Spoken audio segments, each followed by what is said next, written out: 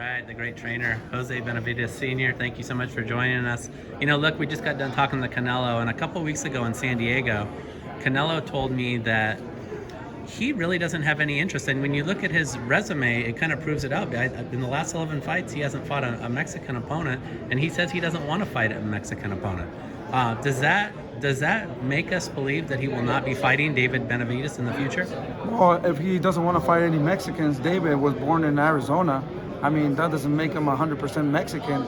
But regardless of where he was born or whatever, he would not face David, even though if he was a Filipino, or was Cuban or whatever, he would not fight David. I believe that he knows that David's much stronger, much bigger than him, younger. I think Canelo now, he's done a lot for the sport of boxing. He's been very disciplined, and he's captured so much titles and something that it will be hard for somebody else to get there, So, but at the end of the day, he doesn't want to fight David. The reason is because I think now he knows that it's not going to be a win. He wants to make sure that he is going to win a fight. So he, with B-Ball, he thought he was going to win that fight easy. Look what happened. So he made a mistake. You think by him losing to B-Ball that forever cancels the idea of him fighting David Benavidez? Well, I think so because he was unstoppable. He thought he could beat the heavyweights. He thought he could beat Usyk. He thought he could beat heavyweights. Look what happened. He goes a division up again, and it's not as simple as he thought it was. And he knows that David is super big. We could go and fight at 175. We'll fight B-Ball. We'll fight Sudo Ramirez and all those guys because the thing is, David is younger, and he's a big 168, and that's the reason that he would not face David Benavidez. Well, look, I'm gonna come at it from a different standpoint. You got to look at Canelo's body of work.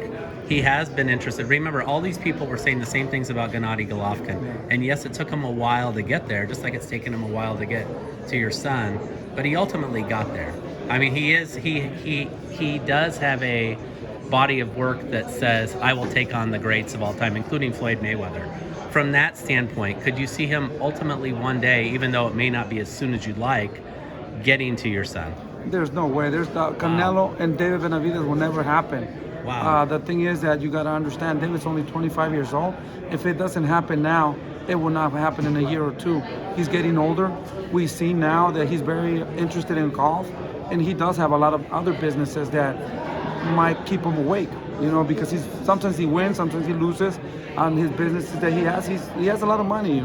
So I never see that fight happening with David Benavidez.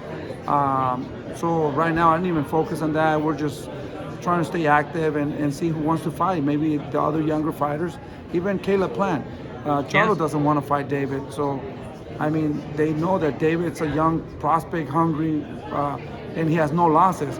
So a loss for David is nothing, It's not the end of his career.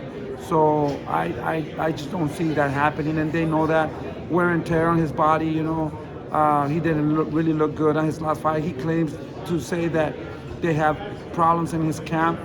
I mean, we can already see the deterioration of his body, that is not the same. Really? I mean, I will see Canelo a little bit more stronger than Triple G, but you got to see Triple G's age also, Right. I don't think it's going to be even close to the first fight and second fight. This is going to be a big difference. It's going to be an interesting thing to watch for sure. For your son, he needs some action before the end of the year. Is there a possibility that he'll get back in the ring? Yeah, that's the thing that we're right now. Like I said, he's only 25 years old. We just want to keep him active to see when somebody's going to take the risk and that to fight David and want to fight David. There's so many fighters right now that claim to be the best at 168, but yet they're running around. We just got to stay active. We have something coming for November. We'll probably announce it in 2-3 days who's going to be fighting. Do you have a venue? No, we're closing the deal first on the fighter, and once we have the fighter secure, then we're going to look for the venue. But everything is looking like we're fighting November, first, second week of December. And that kind of does match up with, you mentioned Caleb Plant fighting on the undercard of the Wilder fight against Anthony Durrell in Brooklyn in October. So calendar-wise, you'd be pretty close to Caleb Plant. If he wins and David wins, could that be the next fight, the first fight of 2023? That's the fight that we've been looking for so many years. He claims that he wants to fight David. He claims to be the best, and nothing yet. We even sent him a contract before. He refused. He didn't want to sign it. He didn't want to go through. Now he's saying again that there are negotiations, and there are talks about fighting David. Good. Hopefully he doesn't back up. He does good in his fight. We do good in our fight. I think we could definitely meet. There's a lot of positive things ahead of David Benavidez, including his ability to move up to 175 and fight any of those guys, whether it's Zerto or Bivol or Beterbiev as well, right? Yeah, that's another option we have. David could do 168, no problem. But I think 175 could be a good thing for him too. You know, fight the winner of Zurdo Ramirez and Bivol. You know, that's a fight it's a very dangerous fight. You know, and we're thinking about fighting the winner. So that'd be huge. The fight more dangerous. You know, Absolutely. It's not like we're trying to fight the loser of that. You know, Yeah. We're trying to fight the winner of that. So I mean, if that happens, we're open to that too. So. Whatever direction there is, you know, I mean, if we don't get any fights at 168, we're gonna have to move at 175. But right now, we're aiming at 168, and but if it doesn't happen, we don't have a problem going to 175.